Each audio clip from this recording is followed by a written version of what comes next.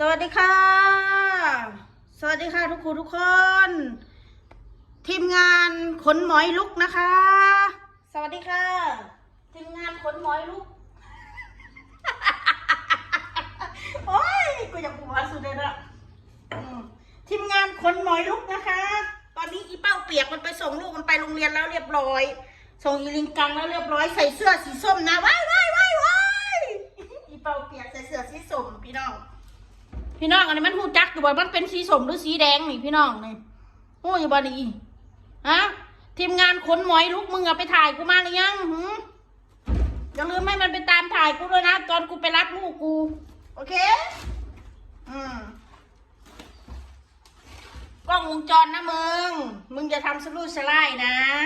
มึงอย่ากลางไหนมึงสิบอกให้เจ้าหน้าที่ตำรวจเต็มอยู่นะหน้าโรงเรียนน่ะมึงอย่ากลางนะไปแอบถ่ายกูนี่ทีมงานขนหมอยลุกมึงนี่คือผิดพลาดวะใส่สีแดงกับว่าใส่สีส้มพี่น้องเลยน้ำเด็กหนึ่งเข่าก่อนพี่น้องใส่เข่าก่อนพี่น้องเอ้ยทีมงานขนหมอยลุกกว่าสันพูดซะน่ากลัวเชียว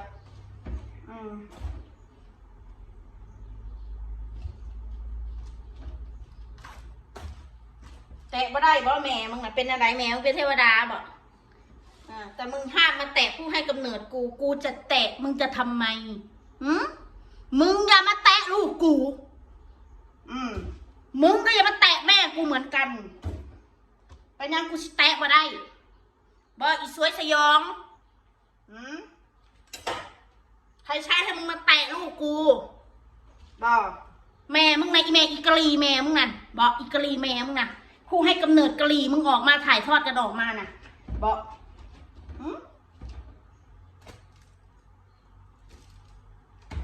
ไปขายหอยจะเก็บคนเบ้าหอยมาหรอกมึงน่ะจนมึงมีหอดบักคันใดสิเอาอันจนมึงมีบักหาได้สิเอาควยไปถังอะไรนี้มึงน่ะจนเขาอยากถังแล้วมันแห้งหีบ่มีน้ำ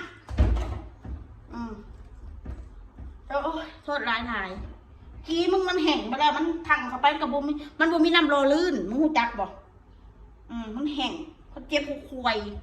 ถังเข้าไปทีไรมันก็เจ็บหัวควยทุกทีมึงอย่าแตะแม่กูตินาซาลีมันบอกว่าอย่าแตะแม่มันเลยนาซาลีโอ้ยเขาลองมาเหยียบหัวแม่มันเลยเป็นอะไรเดี๋ยวนี้มันสิเป็นอย่างเราเหยียบหัวพ่อกับแม่มาเล่นดูสิมันจะเป็นยังไงเอาประเด็นพ่อกับแม่มันรู้สึกว่ามันจะโกรธแล้วเกินเล่นพ่อมันกับแม่มันมึงกับกูไม่จบง่ายๆหรอกกูจบตั้งนานแต่มึงบ่เคยจบเพราะกูเห็นมึงบ่เคยจบไงกูถึงได้ออกมานะเป็นไงอึ้งเหรอดูซิวันน้ำหน้าเนี่ยมึงจะมีปัญญาส่งอีลิงกังเรียนได้สักกี่วัน2 เดือนแล้วตั้งแต่เปิดเทอมตั้งแต่เดือนพฤษภาเนาะเป็นไงอิจฉาเหรอมึงเห็นลูกกูเรียนดีอยู่ดีฮะอยากจะเป็นกาในหงอยากจะเป็นอันเนี้ยก็ไปเป็นกาอยู่ในอยู่ในฝูงหงว่าสันก็ดีนี่กูยังมีปัญญาทำให้ลูกกูจากเป็นกายังไปเป็นหงกับคนอื่นเขาได้ดีกว่าน้ำหน้าอย่างพวกมึงน่ะอยากจะเป็นหงอยากจะเอากาเขาไปอยู่ในพุงหงกันยังบ่มีปัญญาเอาเขาถึงกูอยากจะเป็นกาเอาลูกกูไปอยู่ในฝูงหงอีกไม่นานลูกกูก็ต้องฝูงหงงดงามเหมือนหงใครจะเหมือนพวกมึงอ่ะอยากจะไปเป็นหงแต่ก็ยังไม่มีปัญญาทั้งที่ตัวเองเป็นอีกา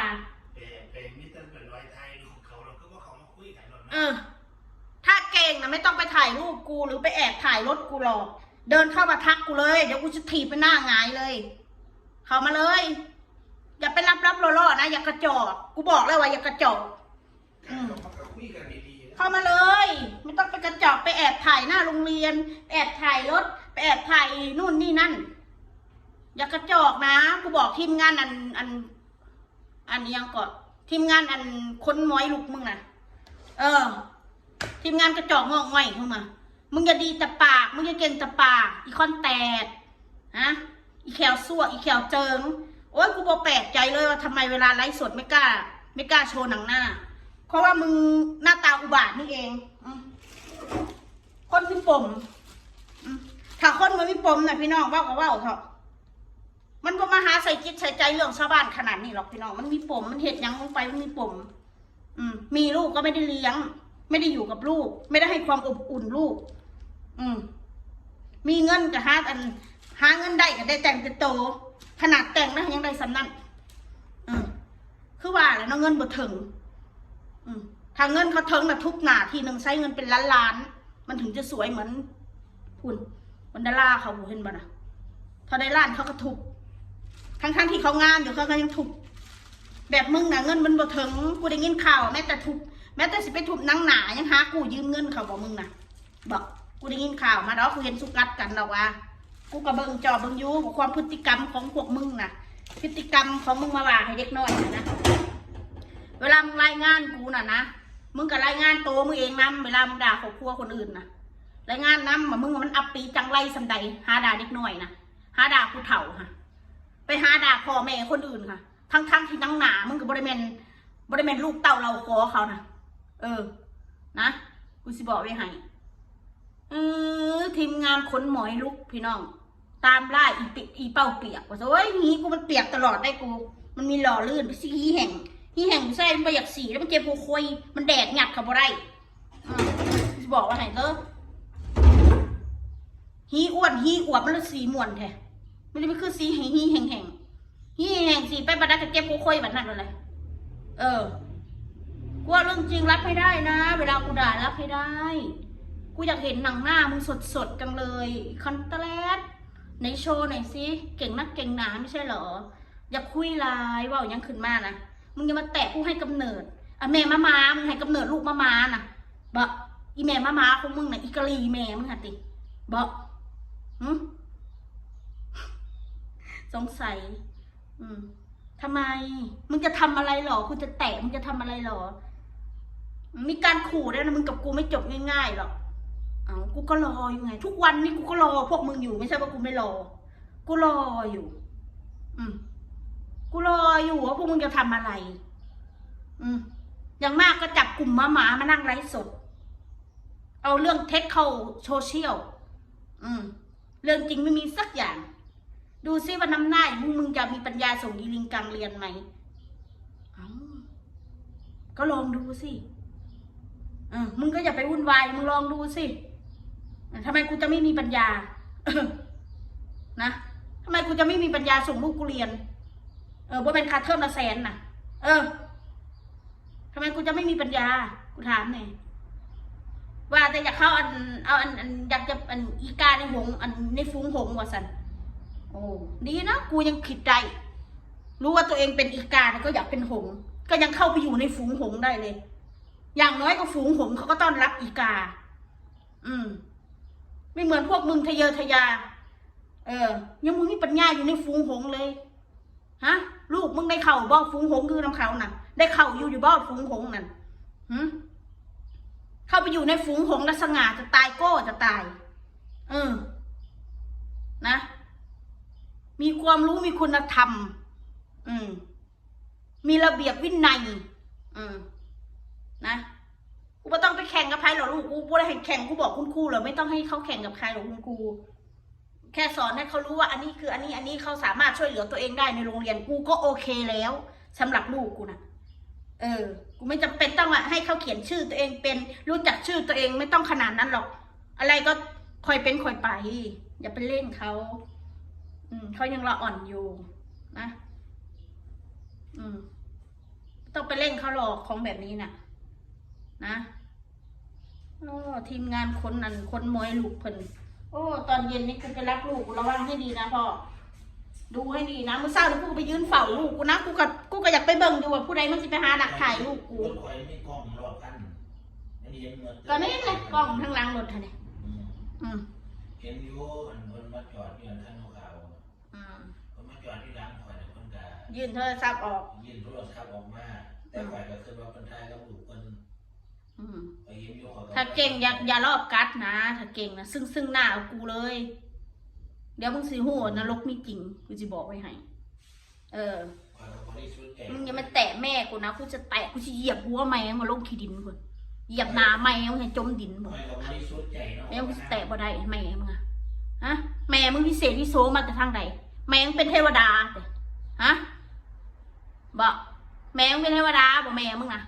บ่อีสัตว์ซัวฮะโอ้ถือกูด่าดินอนบ่รับดิ้นแผบๆนั่งไล่สดจนน้ำเมือกหีออกพี่น้องเอ้ย3 ชั่วโมงพู้นแหล้วถ้านั่งมันแบบว่าอิหยังก็เฮิ้นอิหยังก็นั่งเวลาสั้นๆนี่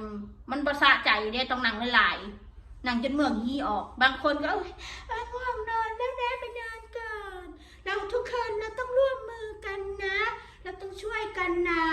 เราต้องกำจัดอีต่างด้าวนี่นะอย่าให้มันมาเก่งในบ้านเรานะอย่าให้มันมาด่าคนไทยนะเพราะว่ามันด่าคนไทยกูด่าพวกกลุ่มเร็วๆของพวกมึงน่ะกูไม่ได้ด่าคนไทยกูรักคนไทยกูรักประเทศไทยกูชอบเงินไทยเงินไทยสวยกูเคารพประเทศไทยจ้าฉันขอเป็นคนไทยอีกคนหนึ่งนะคะก็คือมึงน่ะเฮ็ดให้เสียชาติไทยเฮ็ดให้บ้านเมืองเสื่อมเสียกลุ่มพวกมึงน่ะรายงานน้ำแน่เวลามึงด่าครอบครัวคนอื่นนะรายงานน้ำแน่อย่ารายงานแต่กูร้ายเป็นเพราะเหตุใดกูออกมาปกป้องครอบครัวกูไม่ผิดนะกูไม่ผิดพวกมึงจะส่งคลิปกูเข้ากลุ่มไหนก็เอาไปเดี๋ยวกูจะบอกเขาเองถ้าเขาเข้ามาหากูเดี๋ยวกูจะบอกเองว่ากูโดนอะไรมั่งทุกไลน์ที่เข้ามากูบอกเพิ่นนะเพิ่นก็ถึงเข้าใจเพิ่นถึงมันเป็นแบบนี้นี่เองผมเข้าใจแล้วครับเขาก็หากระแสเขาก็หายอดกับเราถ้าอย่างนั้นน่ะเพราะเราเป็นคนดังนี่ มันก็ธรรมดาแหละของแบบนี้ทุกคนเขาเข้าใจนะไม่ใช่ว่าจู่ๆคนด่าลูกก็จะมานั่งฟังนั่งทำเป็นแบบไม่รู้ร้อนรู้หนาวกูบอกไว้เลยนะพวกมึงด่ากูบ่ต่างเนี่ยกับลงนรกถ้ากูเห็ดขึ้นกูท้อนทันนังหนามาโคตรพ่อโคตรแม่สุนออกมาอยู่เบิดอิจฉาไงลูกมันไม่ได้เรียนแบบนั้นไงอิจฉาความคิดมาหมา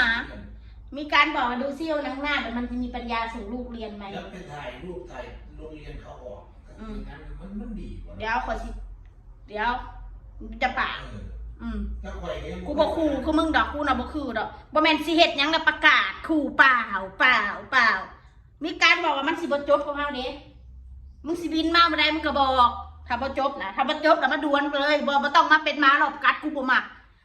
ม้าหลบกัดกูมักซึ่งหน้าเลยมึงจะเอายังไงมึงจัดมาเลยกูพร้อมบวกมึงจัดมาโลดชีวิตกูไม่มีอะไรจะเสียแล้วมึงเข้ามาโลดกูสิบอกให้กูพร้อมบวกกูแล้วกับมึงนะมาเดียวกูนี่อย่าม้าหมูนะถ้ามึงแน่มึงอย่าม้าหมูกูบอกมึงเลยคนม้าหมูเขาไม่เรียกว่าคนเก่งมึงเดียวกูเลยถ้ามึงเก่งมึงใจนะมึงก็รู้นี่ที่อยู่กูบอกหมูซื้อที่อยู่มึงนะ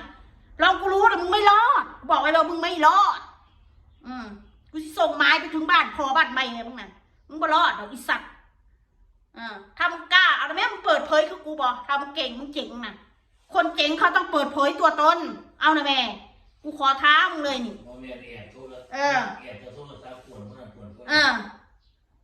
แซดหาหน่วยงานนั่นหน่วยงานนี่ทุยว่าเอาดีแล้วดีเนี่ยวันนี้เอาดีสิตัวนี้เลยอีสัตว์ชั่วจริงเห็ดมาได้สิบอกนะโทษฟ้องเจ้าหน้าที่ยังทันให้จี้แล้วเอาดีแล้วตัวเองเอาดีว่านางเป็นต่างด้าวมันแก่งมาด่าคนไทยมายกตะลินเอายกตีนก่อนตอนที่คอยยกตีนไก่เอียนเนี่ยมันให้คอยยกตีนให้มันเบิ่งพอก็เลยยกให้มันเบิ่งขันสีเบ้าอะไรเรียกนะมันยกมาโดดเลี้ยวเข้ากาตามข้าเจ้าหน้าที่มันบอกไม่ให้เห็นเท่ากับว่าได้เห็นจริงเลยเขายังมุจักปรับยกตีนให้มันเบิ่งแล้วก็มันบอกคอยให้ยกตีนให้มันเบิ่งขันสีเบ้าเจ้ายังมุจักปรับปรุงเด้ตั้งแต่เรียนนี่ที่มันเจ้าหน้าที่เขามาเป็นมาอบรมเขาแล้วมาบอกกับเขาตอนนั้นนะอย่าใส่คำว่าอบรมของเขาบริสุทธิ์อย่าใส่ให้มันถูกต้องอย่าว่าให้ตัวเองดูแย่ขนาดนั้นคนมาเรียนเอาเขากับเขามาถามนะเป็นอะไรเอาเขามาด่าลูกฉันเป็นอะไรแล้วจะให้ฉันอยู่เฉยๆบอกเขาเลยเนี่ยแหละเพิ่นกับมาคุยกันนะเรื่องมันก็จบไปแล้วอันบนนี้เขากับไม่ได้เห็นแล้ว แล้วจะไปเอาเรื่องเก่าๆมาพูดซ้ำๆซักๆไปดูคลิปเก่าๆ จบบ่เลิกบ่จบบ่เลิกบ่ทั่วบ่จบบ่เลิกมึงกับกูไม่จบง่ายๆหรอกก็แล้วแต่มึงแหละกูก็แล้วแต่มือแล้วกูมือเวลากูอยากออกมากูก็ออกเวลากูบ่ออกกูก็บ่ออกกูบ่ได้มีหน้าที่สิมันต่อสู้กับมึงกูมีเวลาไปทำมาหาแดกกูแต่ละมื้อนะถ้ากูว่างๆนี่คือมื้อนี้กูว่างอยู่บ้านกูก็จัดมึงไงก็แล้วแต่มึงเลยมึงจะเห็นกับเรื่องของมึงแล้วมึงเกลียดกูมึงก็เป็นทุกข์เองกูไม่เกลียดมึงปานใดดอกกูนะกูก็ไม่ได้เกลียดมึงกูไม่ได้หูชีวิตมึงกูหูแต่ว่ามึงนะมีปมแค่นั้นแหละปมผัวก็รักปมไม่ได้เลี้ยงลูกปมไม่ได้อยู่กับพ่อกับแม่ปมที่ถูกกระทำในจากครอบครัวมึงเอง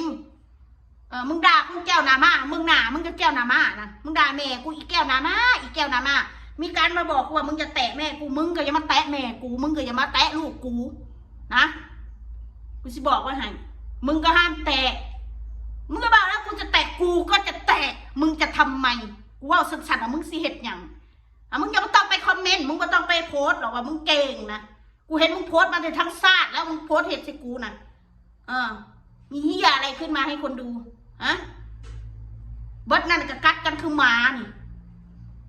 ถ้ามึงสวดถ้ามึงบ่สวดจริงนะเขาลูกมึงบรุษเดี๋ยวอีสันดานหมามึงแขวสุกสวกมึงเอาบ่ออกมาให้ประจานนางหนามึงเองดอกเวลาเพิ่นโพสต์ลงกันเนาะพี่น้องเพิ่นถ่ายลงเพิ่นโพสต์ลงนะเพิ่นการเฮ็ดอันปั๊บอันยังก็เขาเรียกยังปั๊บซีนะใส่ฟิลเตอร์ให้มันขาว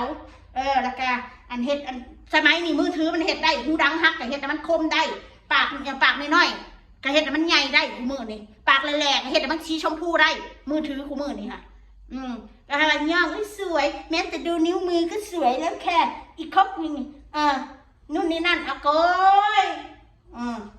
ถ้ากูอยากเห็ดคือซูน่ะยอมรับสภาพตัวเองแน่กูเนี่ยเผื่อไม่ได้อายเด้อกูหน้าข้างคกบ่ก็คกอยู่ได้ก็ไม่ดังไม่ได้นักหนาพวกมึงนะไม่ได้ปานใดนะคอกูแหล่ก็ก็แหล่อยู่กับกูกับคนดำเนาะแหล่อยู่ได้กูก็เป็นมึงขาวเนาะไปละฝากถึงทีมงานค้นม้อยลุกตามล่าอีเป้าเปียกกลัวจั